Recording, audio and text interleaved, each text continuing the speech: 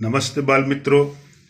Silver Bells Mansarovar Palanpur school के online education programme में आपका दिल से स्वागत है। मीठे बच्चों, आज हम standard 9th subject Hindi chapter number 16 जिसका नाम है भारतीय संस्कृति में गुरु शिष्य संबंध। आई रिपीट, भारतीय संस्कृति में गुरु शिष्य संबंध, और उसके लेखक का नाम है आनंद शंकर माधवन। बेटे बच्चों, प्राचीन भारत में गुरु शिष्य संबंध की एक उज्जवल परंपरा थी।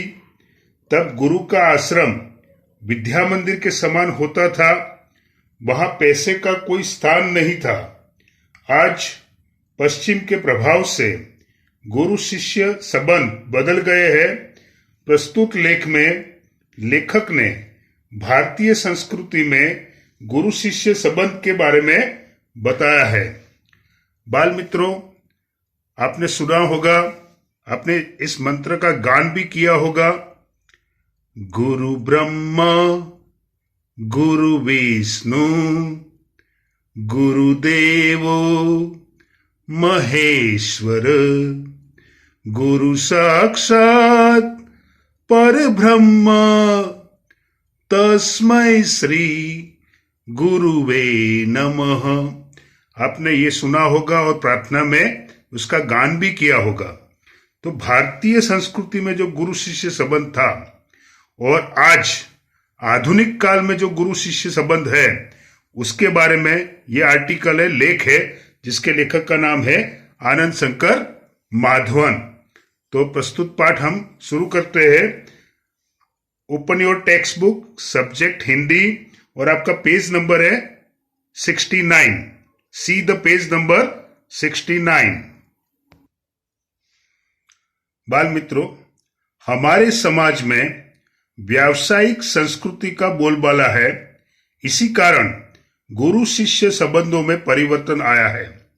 आधुनिक काल में सब लोग प्रोफेशनल हो गए। तो ये जो वर्तमान समय है वो व्यावसायिक है। सब प्रोफेशनल हो गए, सब अपना अपना स्वार्थ देखते हैं। इसीलिए गुरु शिष्य संबंध में भी परिवर्तन आ गया है। पहले विद्यालय मंदिर के समान माने जाते थे।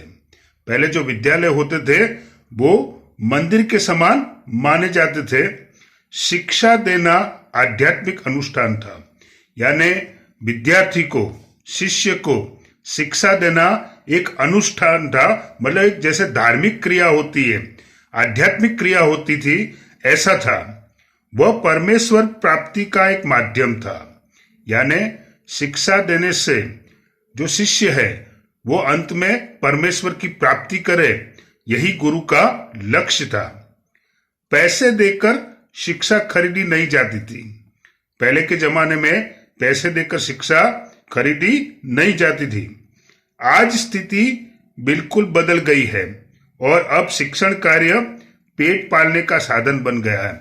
मतलब वर्तमान काल में शिक्षा की जो प्रणाली है वो पाश्चात्य देशों से अभिमुख होकर, पाश्चात्य देशों से इंप्रेस होकर अभी भारत में भी यह शिक्षण कार्य चल रहा है, और ये खाली पेट पालने का साधन बन गया है। यानी शिक्षा और दीक्षा से जो विद्यार्थी की उन्नति होनी चाहिए वो उन्नति के बारे में नहीं सोचते हैं।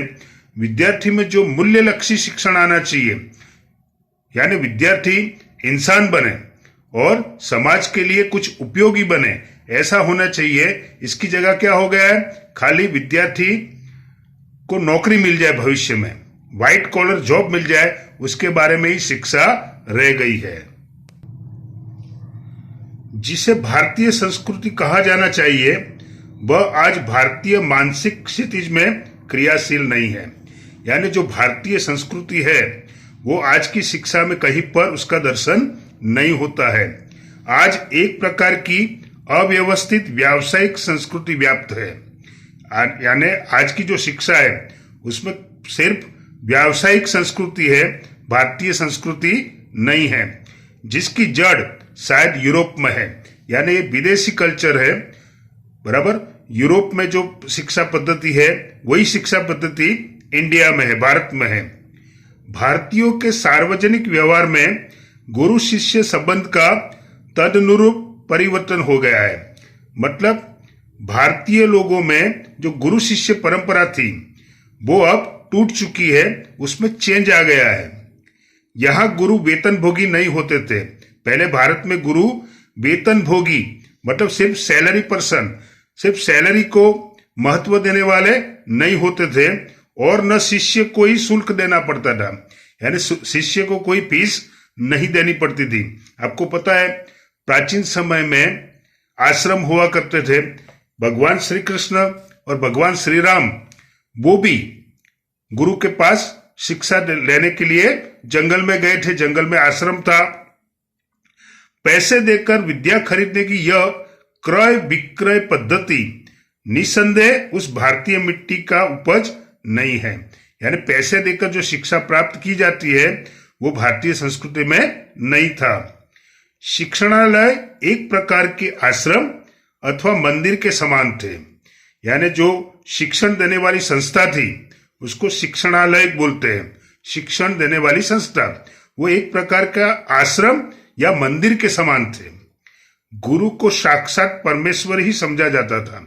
यानी गुरु को गॉड के बराबर, भगवान के बराबर समझा जाता था। शिष्य पुत्र से अधिक प्रिय होते थे। यानी गुरु को भी अपने पुत्र से भी ज्यादा प्रेम शिष्य से होता था।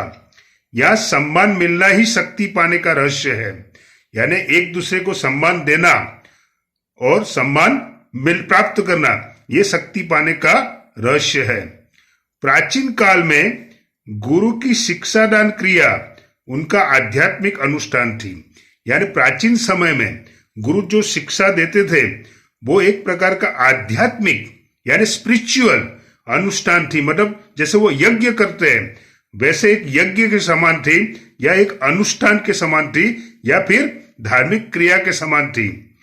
परमेश्वर प्राप्ति उनका एक माध्यम था। उनका एक ही लक्ष्य था, एक ही माध्यम था, परमेश्वर प्राप्ति। यानी मेरा शिष्य अंत में परमेश्वर का साक्षात्कार करे। वह आज पेट पालने का जरिया बन गई है। मतलब आज पेट पालने का साधन बन गई है शिक्षा पद्धति। प्रारंभ में विवेकानंद को भारत में महत्वपूर्ण स्थान प्राप्त नहीं हुआ। विवेकानंद का नाम आपने सुना होगा। उनका बचपन का नाम क्या था? नरेंद्र। तो स्वामी विवेकानंद उनको महत्वपूर्ण स्थान भारत में पहले नहीं मिला था। जब उन्होंने अमेरिकन नाम कमा लिया तो भारतवासी दौड़े मालाएं लेकर स्वागत करने। यानी अमेरिका में जाकर उन्होंने नाम कमाया तो भारतवासी उनकी रिस्पेक्ट करने लगे और मालाएं लेकर उनके स्वागत करने लगे। रविंद्रनाथ ठाकुर को भी नोबेल पुरस्कार मिला तो बंगाली लोग दौड़े यह राग अलापते हुए, अमादेर ठाकुर, अमादेर कठोर सपूत। दक्षिण भारत में कुछ समय पहले तक भरतनाट्यम और कथकली को नहीं पूछता था, पर जब उसे विदेशों में मान मिलने लगा तो आश्चर्य से भारतवासी सोचने लगे, अरे हमारी संस्कृति में इतनी अपूर्व चीजें भी पड़ी थी क्या? यहाँ के लोगों को अपनी खूबसूरती नहीं नजर आती, मगर पराये के सौंदर्य को देखकर मोहित हो जाते हैं। जिस देश में ज्ञान पाने के लिए मैक्स मुलर ने जीवन भर प्रार्थना की, उस देश के निवासी आज जर्मनी और विलायत जाना स्वर्ग जाने जैसा अनुभव करते हैं। ऐसे लोगों को प्राचीन गुरु शिष्य संबंध की महिमा सुनाना गधे को गणित सिखाने जैसा व्यर्थ प्रयास ही हो सकता है। प्रस्तुत पैराग्राफ में स्वामी विवेकानंद की बात की गई है। तो बच्चों, आपने स्वामी विवेकानंद का नाम सुना होगा। उनके बचपन का नाम था नरेंद्र और उनके गुरु का नाम था रामकृष्ण परमहंस। तो स्वामी विवेकानंद जब भारत में थे तो भारत के लोग उनकी इज्जत नहीं करते थे, लेकिन जब वो अमेरिका जाकर नाम कमा कर आए तो भारतवासी उनकी इज्जत करने लगे। ऐसे ही रविंद्रनाथ ठाकुर उनको जब नोबेल पुरस्कार मिला, आपको पता है नोबेल पुरस्कार रविंद्रनाथ ठाकुर को गीतांजलि पुस्तक के लिए मिला था। कौन सा पुस्तक? गीतांजलि पुस्तक। तो जब उनको नोबेल पुरस्कार मिला तो बंगाली लोग दौड़े यह राग अलापते हुए अमोदेर ठाकुर अमोदेर कठोर सुपुत, यानी बंगाली लोगों ने कब कदर की? जब उनको नोबेल पुरस्कार मिला। इस प्रकार भरतनाट्यम और कथकली, भरतनाट्यम और कथकली को कोई नहीं पूछता था, लेकिन जब विदेश में उनको मान मिलने लगा, भरतनाट्यम और कथकली ये शास्त्रीय नृत्य है, भारतीय नृत्य है, और भारतीय नृत्य को जब विदेश में मान मिलने लगा तब भारतीयों ने उनको मान देना शुरू किया। कहने का मतलब यह है कि भारत का आलू अगर अमेरिका जाकर लौट आए तो उस आलू की कीमत बढ़ जाती है। यानी हमारी मानसिक गुलामी कितनी है। अगर विदेश वाले किसी व्यक्ति का या किसी वस्तु का उसको अपनाए, या फिर विदेशी लोग हमारे किसी व्यक्ति को रिस्पेक्ट दें, तभी हम उस व्यक्ति को रिस्पेक्ट देते हैं। हमारी किसी चीज को विदेशी लोग अपनाए तभी हम उस चीज को अपनाते हैं। फॉर एग्जाम्पल, जैसे भारत में योग है। अब पहले तो हम योग को अपनाते नहीं थे, लेकिन जब विदेशी लोगों ने योगा कहकर उसको अपनाना शुरू किया तो हमने सोचा ये तो हमारे भारतीय योग है, और हमने वो योग को अपनाना शुरू कर दिया। तो बाल मित्रों, हमारी जो मानसिक स्थिति है उसको हमें चेंज करना है। हमारी जो थॉट है, हमारे जो विचार है, यानी विदेश के लोग हमारी चीज को अपनाए तभी हम उसको अपनाएंगे, ऐसा नहीं। भारतीय संस्कृति में जो भी अच्छी चीज है वो हमें अपनानी चाहिए। आगे देखते हैं।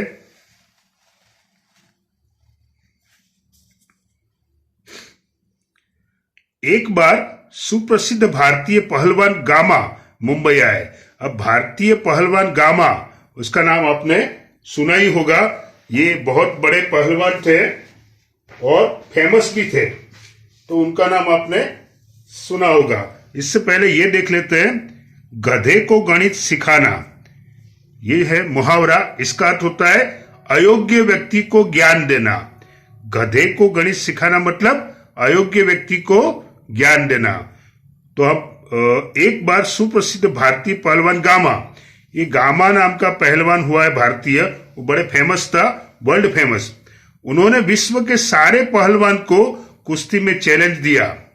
अखबारों में यह समाचार प्रकाशित होते ही एक पारसी पत्रकार ने उत्सुकतावश उनके निकट पहुंचकर उनसे पूछा, साहब, विश्व के किसी भी पहलवान से लड़ने के लिए आप तैयार हैं, तो आप अपने अमुक शिष्य से ही लड़कर विजय प्राप्त करके दिखाओ। यानी आपका एक शिष्य है, उससे ही लड़कर आप विजय प्राप्त करके दिखाओ। गामा आजकल के शिक्षा क्रम में रंगे नहीं थे, इसलिए उन्हें इन शब्दों ने हैरान कर दिया।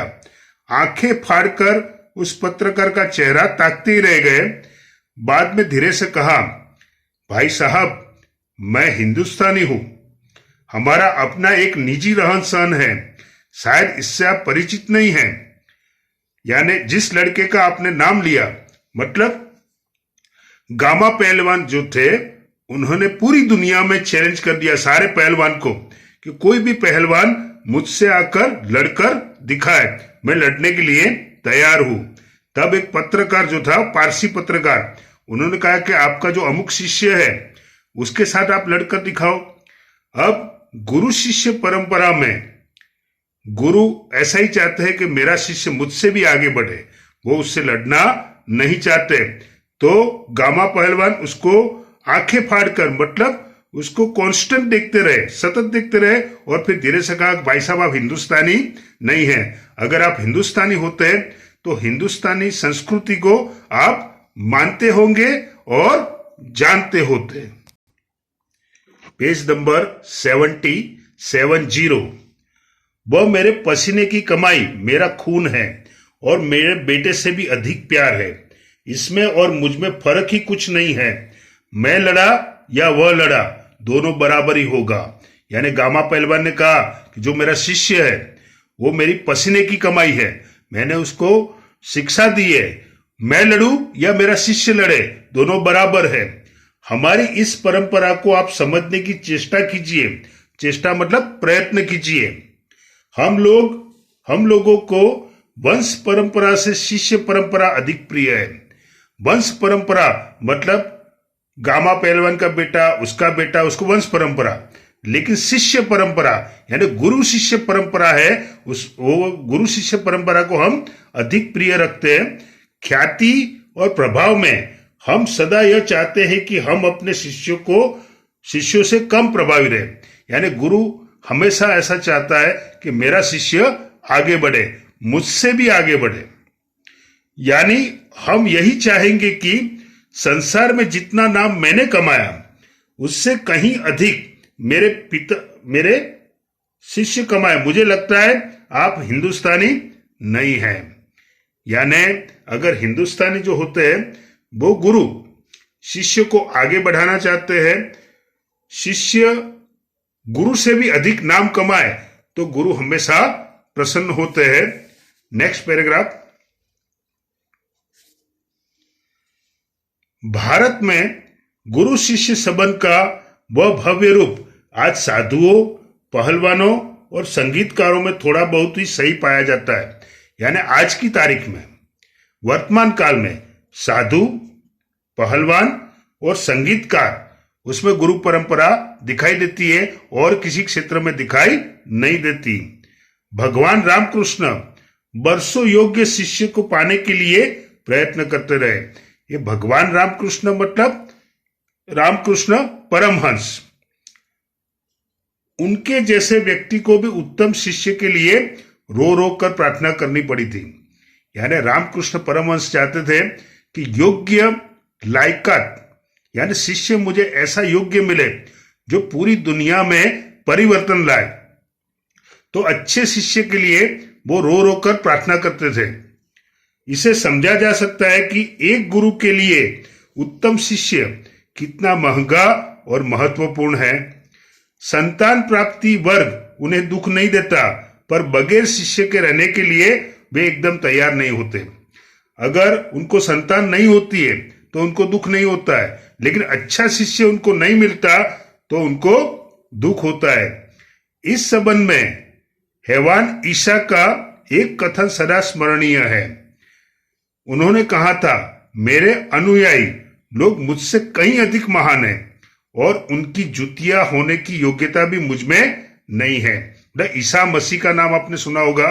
उन्होंने कहा मेरे अनुयायी मतलब शिष्य, गुरु परंपरा को मानने वाले, मुझसे भी अधिक महान है और उनकी जुतिया यानी उनकी जूते के तोले भी जूते जो है उसके बराबर भी मैं नहीं हूं।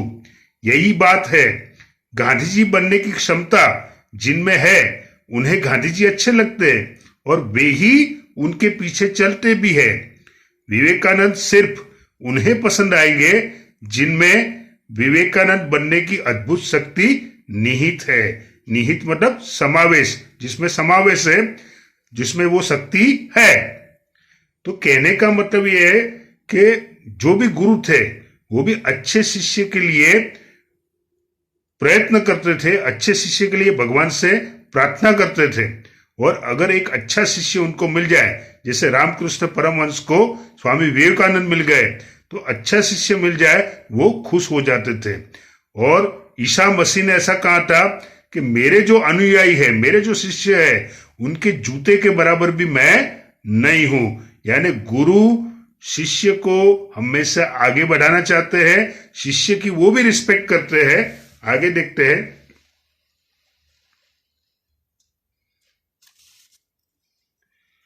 कविता के मर्मज्ञ और रसिक स्वयं कवि से अधिक महान होते हैं। यानी जो कविता को समझने वाले हैं, कविता से जो आनंद प्राप्त करने वाले हैं, मर्मज्ञ मतलब समझने वाले, मर्म को जानने वाले, मर्मज्ञ मतलब मर्म को जानने वाले, और रसिक मतलब उसका रसास्वादन, उसका आनंद लेने वाले। कविता के मर्मज्ञ और रसिक स्वयं कवि से भी अधिक महान होते हैं। यानी जो ऑडियंस है, जिनको कविता पसंद है, वो कवि से भी आगे होते हैं। संगीत के पागल सुनने वाले ही स्वयं संगीतकार से अधिक संगीत का रसास्वादन करते हैं। यानी जो संगीत को सुनते हैं, जो श्रोता है वो संगीतकार से भी आगे होते हैं। इसका अर्थ होता है जो श्रोता है, श्रोता मतलब सुनने वाले, वो संगीतकार से भी महान होते हैं। यहां पूज्य नहीं, पुजारी ही श्रेष्ठ है। यानी जो जिसकी पूजा होती वो नहीं, लेकिन जो पूजा करता है वही श्रेष्ठ है। या सम्मान पाने वाला नहीं, सम्मान देने वाला महान है। भारतीय संस्कृति में जो रिस्पेक्ट देता है वो रिस्पेक्ट देने वाला महान है। स्वयं पुष्प में कुछ नहीं है, पुष्प का सौंदर्य उस आने वाले की दृष्टि में है। यानी पुष्प में कुछ नहीं है, लेकिन जो पुष्प को पसंद करता है, जिसकी दृष्टि में पुष्प सुंदर है, वो दृष्टि जो है वो महत्वपूर्ण है। दुनिया में कुछ नहीं है, जो कुछ भी है हमारी चाह में, हमारी दृष्टि में। जैसी दृष्टि वैसी सृष्टि, जैसी हमारी दृष्टि होगी वैसी सृष्टि होगी। यह अद्भुत भारतीय व्याख्या अजीब सी लग सकती है, पर हमारे पूर्वज सदा इसी पथ के यात्री रहे। यानी हमारे पूर्वज जैसी सोच वैसा साक्षात्कार, जैसी दृष्टि वैसी सृष्टि, उसको मानने वाले थे। उत्तम गुरु में जाति भावना भी नहीं रहती। यानी जो उत्तम गुरु होता है वो जाति भावना से ऊपर होता है। उसको ऐसा नहीं लगता कि ये मुसलमान है या ये हिंदू है। कितने ही मुसलमान पहलवानों के हिंदू चेले हैं और संगीतकारों के मुसलमान शिष्य रहे हैं। यानी मुसलमान पहलवानों के हिंदू चेले भी होते, चेले मतलब शिष्य, और संगीतकार के मुसलमान शिष्य भी रहे। कोई हिंदू मुस्लिम जैसा भेदभाव नहीं है। यहाँ परख गुण की, यानी गुण की परख की जाती है, साधना की परख की जाती है, और प्रतिभा, प्रतिभा मतलब टैलेंट, टैलेंट की कदर की जाती है। भक्ति और श्रद्धा की ही कीमत है। कितनी भक्ति है, कितनी श्रद्धा है। श्रद्धा मतलब आस्था, विश्वास। प्रतिभा मतलब टैलेंट, और साधना मतलब मेहनत, बराबर। और गुण तो मतलब संस्कार। न कि जाति संप्रदाय, आचार विचार या धर्म की। यानी कोई जाति संप्रदाय को विशेष मान नहीं दिया जाता, आचार विचार या धर्म को बीच में नहीं लाते हैं। मुझे क्या लिखाया था एक विद्वान मुसलमान नहीं, उन्होंने कभी नहीं सोचा कि यह हिंदू है और मुसलमान बनाना चाहिए। यानी कोई भी मुसलमान या हिंदू जो धर्म गुरु है, किसी को हिंदू है तो उसको मुसलमान में कन्वर्ट नहीं करेगा, मुसलमान है तो उसको हिंदू में कन्वर्ट नहीं करेगा। यानी उनको धर्म से कोई लेना देना नहीं है। पुराने जमाने में मौलवी लोग बड़े बड़े रामायणी होते थे। प्राचीन समय में ये मौलवी लोग बड़े बड़े रामायणी का मतलब होता है रामायण की कथा करने वाला। रामायणी मतलब रामायण की कथा करने वाले। यानी मौलवी लोग भी रामायण की कथा करते थे। और आज देहातों में भरत मियाँ, रंजीत मियाँ आदि अधिक संख्या में दिखाई देते हैं। मतलब हिंदू मुस्लिम का कोई भेदभाव नहीं है।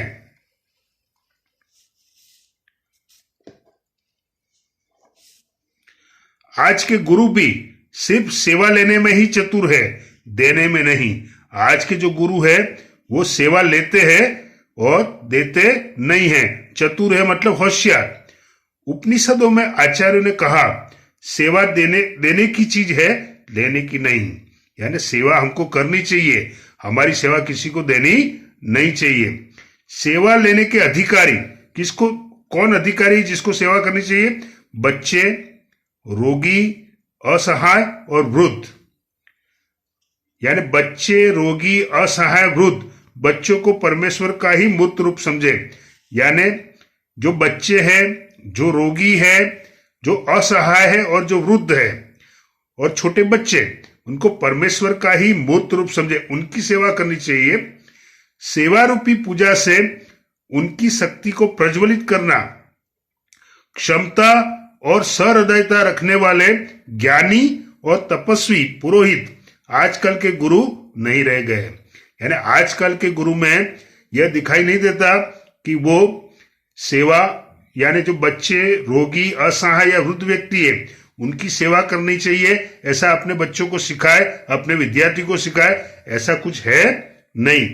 किसी भी देव मंदिर की मूर्ति की शक्ति उतनी मात्रा तक ही संभव है जितनी मात्रा तक उसके पुजारी की भाव पूजा में नैवेद्य भावना भरी रहती है। यानी जो मूर्ति में कोई शक्ति नहीं होती, वो तो पत्थर की मूर्ति है, लेकिन जो पुजारी है उसकी जो पूजा करने का भाव है या फिर जो दर्शन करने आते हैं उनको, उनकी जो श्रद्धा है, वो श्रद्धा की वजह से, आस्था की वजह से मूर्ति में शक्ति आती है। शब्दार्थ देखते हैं।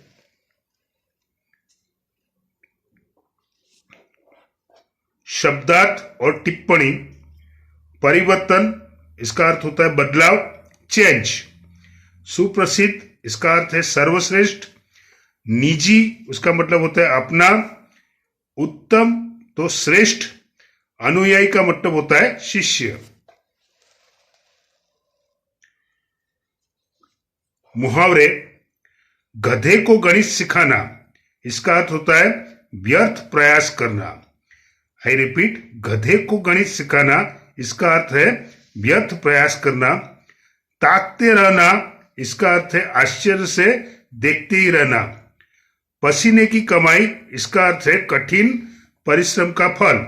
पसीने की कमाई मतलब कठिन परिश्रम का फल। रंग जाना, इसका मतलब होता है निमग्न हो जाना, किसी काम में एकाग्र हो जाना, कॉन्सेंट्रेट हो जाना। तो विद्यार्थी मित्रों, एक्सरसाइज देखते हैं।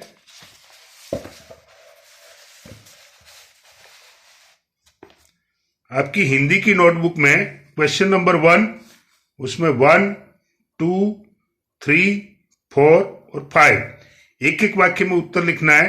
तो 1 to 5। क्वेश्चन नंबर 2, विस्तार से उत्तर लिखिए, उसमें 1, 2, 3 इसके आंसर आपको लिखना है। क्वेश्चन नंबर 3 आपको नहीं लिखना है। क्वेश्चन नंबर 4 आपको नहीं लिखना है। क्वेश्चन नंबर 5, मुहावरों का अर्थ देकर वाक्य प्रयोग कीजिए, यह आपको लिखना है। और क्वेश्चन नंबर 6, विरुद्धार्थी शब्द लिखिए, ये आपको लिखना है। तो आई रिपीट, पेज नंबर 71 पर क्वेश्चन नंबर 1, उसमें 1 to 5, क्वेश्चन नंबर 2, उसमें 1 to 3, क्वेश्चन नंबर 3 आपको नहीं लिखना है। क्वेश्चन नंबर 4 आपको नहीं लिखना है।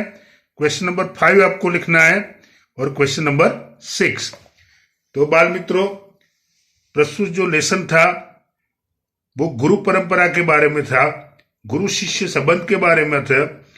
भारतीय संस्कृति में गुरु को परमात्मा के समान माना जाता है और गुरु भी ऐसे होते थे, लेकिन वर्तमान युग में गुरु शिष्य का ऐसा संबंध नहीं रहा है। तो बाल मित्रों, यह लेसन आपकी समझ में आ गया होगा। थैंक यू, आभार, धन्यवाद।